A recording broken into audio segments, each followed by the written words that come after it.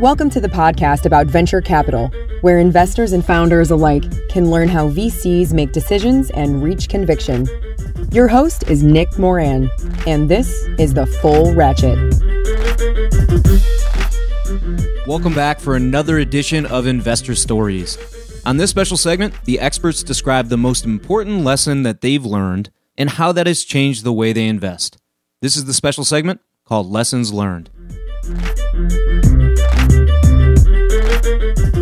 On today's special segment, we have TX Zhuo of Fika Ventures. TX, can you tell us a story highlighting a critical lesson that has changed the way you invest?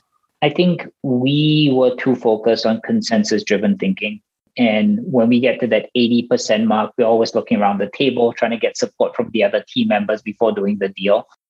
And we try to overthink deals. I think we get to the 80% mark, and if we don't get to full consensus, then we impose like 3 or 4 more diligence steps, which I don't think they lead to any meaningful answers on our end.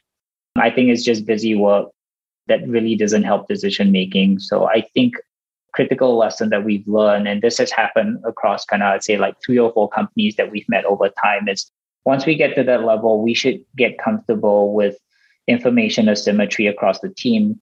I think all of us, it's funny that we trust everyone else on the team, but sometimes we don't trust ourselves. So I think we need to extend that level of trust to us as sort of individuals and investment professionals on the team. And I think that will greatly help our decision making going forward.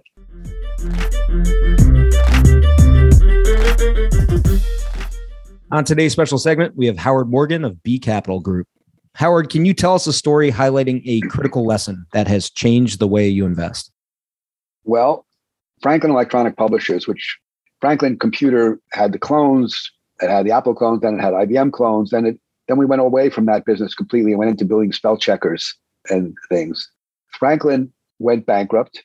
When it went bankrupt, we had 500 creditors, so we actually gave them stock and became listed on the NASDAQ, because in those days, if you had 500 shareholders, you had to be listed.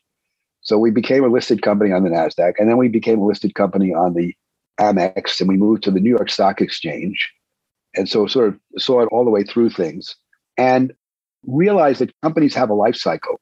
Not all companies are meant to last for 1,000 years or 100 years or even 10 years. And I think one of the crucial lessons, I guess the apocryphally Bernard Baruch, but a lot of other people have been attributed to, is how do you make your money, is selling too soon, right? And I think that's been a key lesson, which is don't fight exits. Don't fight exits that are natural exits. When you do, the founders will be unhappy. People who wanted that exit may be unhappy. So, sometimes it's better to sell too soon.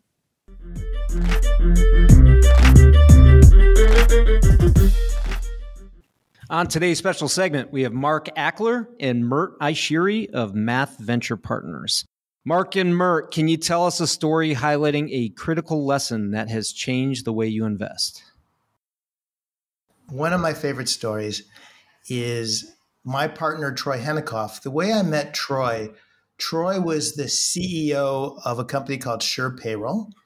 And I ended up being his lead investor and chairman of the board. And my joke is I led his A round before the dot-com crash or right around it. And Troy was really happy with me. I also led his B round, which was a down round. And Troy's still talking to me.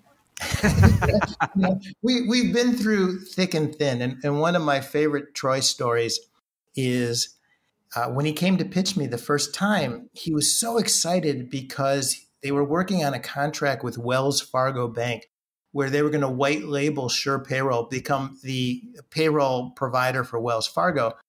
And Troy was going on and on and on and on about how great this was and how it was going to make the company. And it happened, and it did make the company, and it was fantastic, and it was a really important part of the Sure Payroll journey. And I said to Troy, "That's great. That's fantastic. I'm really excited for you. And when the deal is signed, come on back and let me know." And Troy went, "Oh, fuck." Troy went, "Oh, why did I tell him that?" and so part of the lesson learned there is, it's really important. entrepreneurs have lots of hope and vision and opportunities and conversations, and not every one of those conversations come to fruition. And, I'm sort of old school. It's like, that's great. When it's signed, let me know. I have a Troy story as well. In 2018, I'm running Swipe Sense, going through some tough times. We have 6 months of runway in the bank, burning a lot of money. We raised a ton of capital till then. We'd raised $24 million. And Troy was, as Mark said earlier, was on my unofficial, uninvestor board. He's the person I call with actual problems, like, hey, I'm struggling with this stuff that I can't talk about with my investors. I can just be real with you. And, I had a tough conversation with him. I was telling him about like, hey, I want to raise this other round, extend, like, we just need a couple more good quarters. And Troy sat down in front of me and said, Mert, if I were an investor in your company, if I were sitting on your board, I would grab your shoulders and I would shake you until you come to your senses. What are you doing? You're gambling with your people. What happens if you don't hit the sales quarter? What happens if you don't close the round? What are you going to just turn around and lay off your people?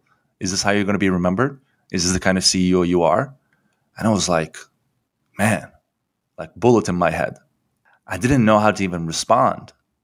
And Troy in that moment didn't just say, by the way, here's what you should do. Troy said, this was a situation that happened to me 10 years ago when I was running this company and I had to lay off 60% of my team. Here's how it went down. And he proceeded to be very real with me. He was less of a teacher, but more of a person I was sharing a journey with, someone that I could lean on, someone I could just like put my shoulder next to one and a reminder that I wasn't alone in this long journey. It was a life-changing moment for me. We had to do a tough decision the next week. I laid off half my company. It was difficult for me. It was way more difficult for the folks that we parted ways with. We were able to, thanks to Troy's advice, we're able to give people 3 months of severance, pay their insurance, ensure that they landed on their feet. I made a lot of personal calls to all my friends, make sure that these people found good homes for their next journey. But Troy in that moment for me was someone that just didn't give me advice. He was someone that I truly felt was sharing this journey with me. And it was that moment where I basically said to myself, I want to be the Troy for the founders in my life, for the founders that I invest in, that I work with. I want to be someone that they can be real with. I want to be someone that they can be vulnerable around. This journey that we're all on, we've said this multiple times today, it's not glamorous. There's a lot of BS that happens along the way. And it's really, really lonely if you have to shoulder all of that by yourself. If you have to put on a mask in the morning and say, everything is great, like tomorrow is going to be awesome. That's heavy. That takes a toll on you. And this journey is made a whole lot easier if you can just be real, if you can just be truly you, the greatest gift you can give to the rest of the world.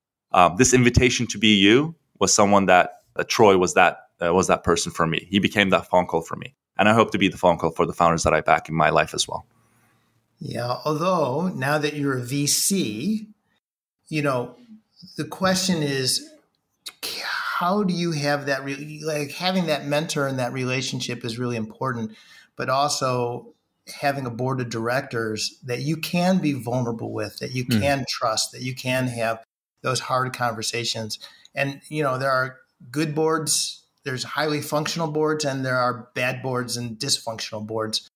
And part of the journey, too, is making sure you find the right partners along the way so that they're with you not only in the good times, but they're with you in the difficult times as well, especially.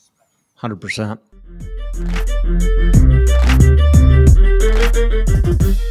That will conclude this installment of Investor Stories.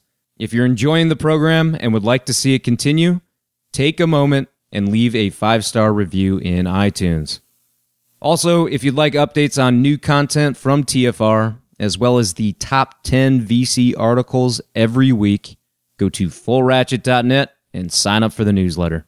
Okay, that will wrap things up for today. Until next time, over-prepare, choose carefully, and invest confidently. Thanks for joining me.